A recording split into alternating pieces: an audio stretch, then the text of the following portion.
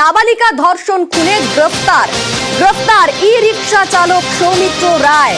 CC ক্যামেরার footage দেখে শনাক্ত করা হয় তাকে। নিউ টাউনে নাবালিকা ধর্ষণ খুনে গ্রেফতার ই রিকশা চালক সৌমিত্র রায়।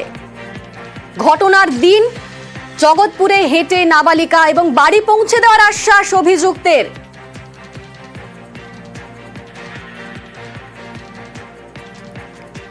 ই রিকশা নিয়ে যাওয়া হয় সোনাঝুরি হাটের কাছে। কিভাবে সৌমিত্রকে শনাক্ত করলো পুলিশ, আমরা সে বিষয়ে জানবো। আমাদের সঙ্গে সরাসরি রয়েছেন প্রতিনিধি সুদীপ্ত। তোমার কাছে প্রথম প্রশ্ন, যে কিভাবে পুলিশ এই ই রিকশা চালককে শনাক্ত করলো?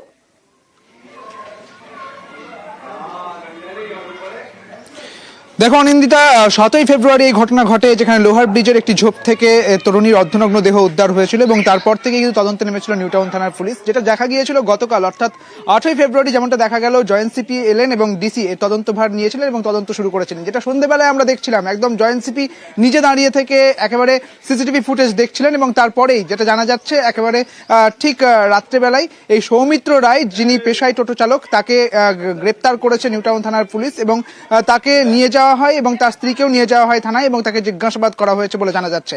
বেশ কয়েক ঘন্টা জিজ্ঞাসাবাদ করা হয়েছে, একেবারে বলা চলে রাত থেকে ভোর পর্যন্ত এই তাকে জিজ্ঞাসাবাদ করা হয় এবং জিজ্ঞাসাবাদের পরেই কিন্তু গ্রেপ্তার করা হয়েছে এই সৌমিত্র রায়কে। সৌমিত্র রায় মূলত একজন টোটো চালক। এর আগে তিনি নানান পেশার সঙ্গে যুক্ত ছিলেন, পরবর্তী ক্ষেত্রে বেশ কয়েকদিন হলো তিনি টোটো চালাচ্ছেন এবং তাকেই কিন্তু গ্রেপ্তার করা হয়েছে। অনিন্দিতা, একেবারে তোমার কাছে আমরা আসবো, তুমি আমাদের সঙ্গে থাকো।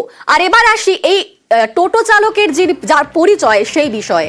এই টোটো চালক নদিয়ার বাসিন্দা সৌমিত্র রায়। তিনি নিউ টাউনের গৌরাঙ্গ নগরে ভাড়া থাকতেন, এমনটাই কিন্তু খবর পাওয়া যাচ্ছে।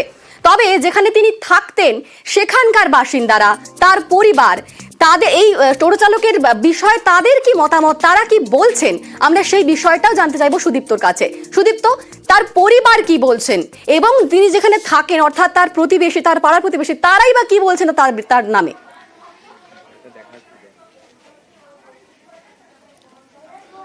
দেখো অনিন্দিতা, সৌমিত্র রায় তিনি নদিয়ার বাসিন্দা, তুমি যেমনটা বললে। তবে বিয়ে করার পরে তিনি পালিয়ে বিয়ে করেছিলেন এবং বিয়ে করার পরে তিনি গৌরাঙ্গ নগরের এই সুলঙ্গুড়িতে আদর্শ পল্লীতে তিনি ভাড়া থাকতেন বিদ্যুৎ বাড়ুয়ের বাড়িতে। আমরা এই যে বাড়িতে রয়েছি ঠিক সেই বাড়িতেই কিন্তু ভাড়া থাকতেন এই সৌমিত্র রায়, যাকে গ্রেপ্তার করা হয়েছে। আমি কথা বলার চেষ্টা করব এই বাড়ির মালিকের সঙ্গে, বিদ্যুৎ বাড়ুয়ের সঙ্গে কথা বলার চেষ্টা করব। আপনার সঙ্গে ঠিক কখন পরিচয় হয়েছিল, কবে এসেছিলেন এই সৌমিত্র? আমি তো ঘর ভাড়া দিই, আমার মানে অন্য একজন মানে দালাল সে নিয়ে এসেছিল যে ঘর ফাঁকা আছে। হ্যাঁ ফাঁকা আছে। তারপরে নিয়ে এসে ওদের ঘর দেখানো হলো। ওর মা, ওর শাশুড়ি মাও ছিল সেই সময়। নিয়ে এসে ওরা বললো যে ঠিক আছে আমরা আজকে। কেমন ছিলেন তিনি? কে? সৌমিত্র। এবার আমি সারাদিন বাড়িতে থাকি না, আমি সকালে বেরোই, রাত্রি 11টায় ঢুকি। পাশাপাশি আপনাদের ভাড়াটিয়ারা যেমনটা বলছেন যে সৌমিত্র বাবুর সঙ্গে তার স্ত্রীর মাঝে মাঝে বচসা চলতো। হ্যাঁ সেটা হতেই পারে, কারণ আমার কাছে খবর এসছে। দেখো অনিন্দিতা, আমার সঙ্গে রয়েছেন এই সৌমিত্র রায়, যাকে গ্রেপ্তার করা হয়েছে, তার স্ত্রী রয়েছেন আমাদের সঙ্গে। তার সঙ্গে একটু কথা বলার চেষ্টা করি। আপনার স্বামীর এই ধরনের ঘটনা কি ঘটাতে পারে, কি মনে হয়? আমার মনে হয় না। কবে বিয়ে হয়েছিল আপনাদের? 1 বছর 1 মাস। 1 বছর 1 মাস। এখানে কবে এসেছিলেন? আমরা পুজোর আগে এসেছি, দুর্গা পুজোর আগে এসেছি। এখানে ঝগড়াঝাটি হতো আপনাদের মধ্যে? এখানে বলছিলেন বাকি যারা ভাড়াটিয়া রয়েছে। হ্যাঁ, মারপিট হতো, ঝগড়াঝাটি হতো, সন্দেহ করতো আমাকে আমি অন্য জায়গায় প্রেম করি কিনা। তাই। কেমন ছিলেন আপনার স্বামী? মোটামুটি যখন যেরকম মারপিট হতো, ঝগড়া হতো, সন্দেহ করলে আমি তাই বলেছিলাম যদি ধরতে পারো তো ধরে দেখাও। কি করতেন তিনি? কাজ করতেন, মার্বেলের কাজ করতেন।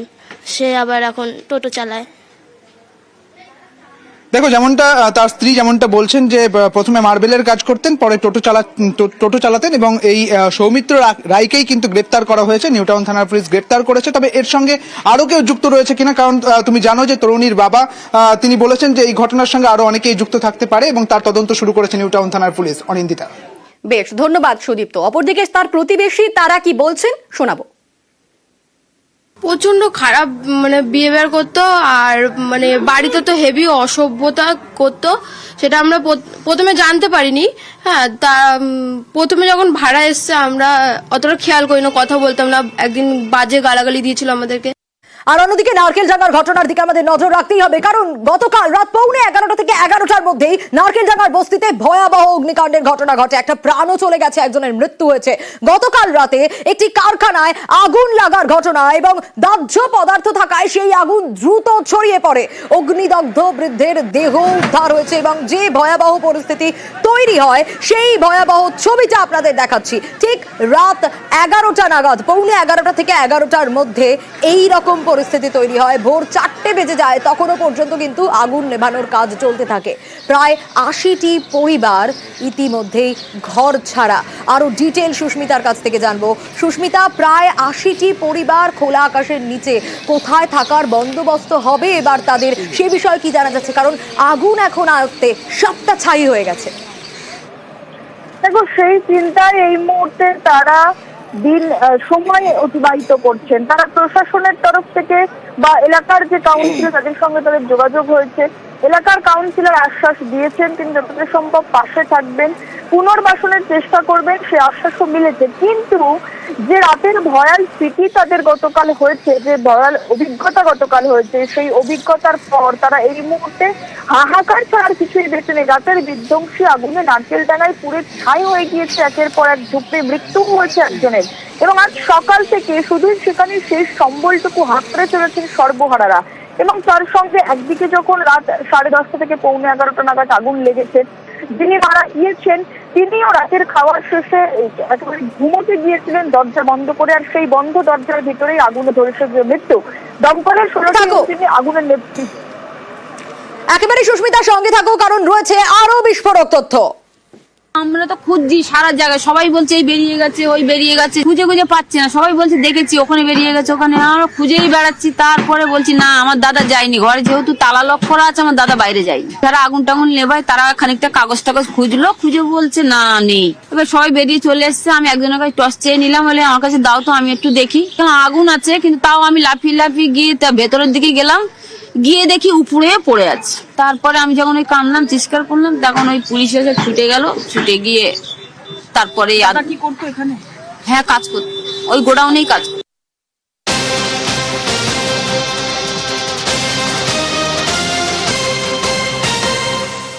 আর প্রশ্ন উঠছে যে এই আগুন লাগলো কিভাবে? নারকেলডাঙ্গায় এক গোডাউন থেকে অগ্নিকাণ্ডের ঘটনা, যে গোডাউন অবৈধ, এই অভিযোগই উঠে আসছে। আরো ডিটেল জানবো সুস্মিতার কাছ থেকেই। সুস্মিতা, তার মানে আগুন ছড়িয়ে পড়ার পিছনে এই গোডাউনকেই দায়ী করা হচ্ছে কোথাও গিয়ে? কেন, কবে থেকে এই গোডাউন রয়েছে এবং অবৈধ তো এই গোডাউন? দেখো, নারকেলডাঙ্গা থানা লাগো যে বস্তিতে গতকাল রাতে আগুন লাগে, সেই বস্তির ঝুপড়ি এলাকা এবং সেখানে একাধিক গোডাউন ছিল। কিসের গোডাউন? কাগজের গোদাম, পিচবোর্ডের গোডাউন। এবং সেগুলো আদেও বৈধ কিনা, সেখানে অগ্নি নির্বাপন ব্যবস্থা ছিল কিনা, থাকলেও সেগুলো কাজ করেছিল কিনা, সেই প্রশ্ন যখন উঠছে, সেই গোডাউনগুলোর যে অবস্থা বর্তমানে আমরা সকালে দেখেছি, সেখানে যে অগ্নি নির্বাপন ব্যবস্থা ছিল না, সেই ছবিটাই স্পষ্ট হয়েছে। অন্যদিকে এই গোডাউন অবৈধ, যেমনটা বলছেন এলাকাবাসী, যেমনটা পুলিশ সূত্র মারফতে জানা যাচ্ছে। এবং এলাকার কাউন্সিলর সচিন সিং তিনি গতকাল রাতেই এলাকায় এসে পৌঁছান এবং তিনি জানাচ্ছেন যে হায়দার নওয়াজ বলে একজন ব্যক্তি, যিনি এই এলাকায় পিচবোর্ডের বা কাঠের বাক্সের গুদাম এর ব্যবসা করতেন কয়েকদিন আগে পর্যন্ত, তিনি পরোক্ষভাবে এই আগুন লাগার জন্য দায়ী। বারংবার বলার পরেও তিনি সেই গুদামের যে গোডাউন, সেই গোডাউন সরিয়ে নিয়ে যাননি। অনেকটা হায়দার নওয়াজ, তার সঙ্গে যখন আমরা যোগাযোগ করার চেষ্টা করেছিলাম, তিনি বলেন তার কোনো গোডাউন নেই। কিন্তু এই বস্তিবাসীদের একাংশ তারাই কিন্তু বলছেন এই এলাকায় যেখানে গুদাম থাকার কথা নয়, গোডাউন থাকা কার্যত অসম্ভব, যেখানে গোডাউন থাকার কোনো পারমিশন পাওয়া যায় না, সেখানে কিভাবে দিনের পর দিন কাগজ, দাহ্য বস্তু, প্লাস্টিকজাত দ্রব্য, কাঠের পিচবোর্ড, সেইগুলোর গোদাম ঘর বা গোডাউন বেড়ে উঠতে পারে। সুতরাং গোটা বিষয়টিতে যে বেআইনি আইনের ফাঁক কোথাও গিয়ে রয়ে গিয়েছে। এবং কাউন্সিলরের যেমনটা অভিযোগ, এই হায়দার নওয়াজ তিনি অবৈধভাবে দীর্ঘদিন ধরে এখানে অবৈধ জিনিসপত্র যে সঞ্চয় করে রাখা, মজুত করে রাখা, সেই জন্য এখানে একাধিক গোডাউনের কারবার চালাতেন এবং যেটাকেই গতকাল রাতে আগুন লাগে এবং আগুন একেবারে হাওয়ার গতিতে ছড়িয়ে পড়ে। কিন্তু হায়দার নওয়াজ তিনি তার বিরুদ্ধে ওটা অভিযোগ সমস্তটাই অস্বীকার করছেন। একেবারে পুরো বিষয়টা নিশ্চয়ই খতিয়ে দেখা হবে। বেশ। হায়দার এখানে 2 নম্বরই কারবার করা, ওর নামে অনেক কমপ্লেন জমা পড়েছে। এখানে দেখুন গরিব লোকেরা থাকতো, এখানে ওই কুড়া, প্লাস্টিক এইসব বোতল, আগুনটা কি কারণে লেগেছে এটা আমি বলবো পুলিশ প্রশাসনকে খাতিয়ান এটা দেখতে কে এর পিছনে কে রয়েছে। হায়দার স্পোর্টিং ক্লাব, এখানে যেটা ক্লাব আনঅথরাইজড ভাবে রয়েছে, আপনি ওকে জিজ্ঞেস করুন, ওইখান দিয়ে আগুন সূত্রপাত হয়েছে। ঘর ছাড়া প্রায় ৮০টি পরিবার, এক একজনের এক এক রকম সমস্যা। কোথায় যাবেন তারা? কিন্তু সামনেই উচ্চ মাধ্যমিক পরীক্ষা, আগুনের গ্রাসে চলে গেছে বই, খাতা, অ্যাডমিট কার্ড পর্যন্ত। নারকেলডাঙ্গার বস্তি থেকে পরীক্ষা দেওয়ার স্বপ্ন যেন পুড়ে ছাই চাঁদনির। গতকাল সন্ধে বাড়িতে ছিল না তারা। বোন সালমাকে নিয়ে বাড়ি ফিরে দেখে আগুনের গ্রাসে বাড়ি। কিভাবে পরীক্ষা দেবে তাই ভেবে পাচ্ছে না চাঁদনি। সব চলে গেছে, আমার টাকা পয়সা গয়না গাটি, বাচ্চাদের পড়াশোনা সব চলে গেল আমাদের। আমার বোনের 12-এর পরীক্ষা ছিল, এডমিট কার্ডও সব চলে গেছে। পরীক্ষাটা কি করে দেবে? কাল আজকে থেকে 10-এর পরীক্ষা ছিল, একজন ও দিতে পারবে না, কি করে হবে এবার পরীক্ষা? স্কুলের ড্রেস, জামা কাপড়, এডমিট কার্ড সব পুড়ে গেছে সব আমাদের। আমরা নিজে বেরোতে পারছি আর কিছু বার করতে পারি না। আগুনে সর্বস্ব হারিয়েছে, তারই মধ্যে ছাই সরিয়ে খোঁজ চলছে। ক্ষতিগ্রস্ত রুকাইয়া খাতুন ছাইয়ের মধ্যে থেকে উদ্ধার করলেন ছেলের ছোটবেলার হাতের বালা। আমাদের কিছু নেই, আমাদের সব পুড়ে গেছে। সব আমার ছেলের জন্ম সার্টিফিকেট, আমাদের জামা কাপড়, এটা অন্য লোক দিয়েছে, আমরা ওটা গায়ে দিয়েছি। আমার ছেলের বালা সব পুড়ে গেছে, কিছু নেই, টাকা পয়সা সব চলে গেছে আমাদের। খালি জীবন বেচকে বেরিয়ে এসেছি, আমরা পুরো বরবাদ হয়ে গেছি। সব পুড়ে গেছে, আমার মায়ের ঘর, আমার ঘর, আমার দিদির ঘর, সব পুড়ে গেছে।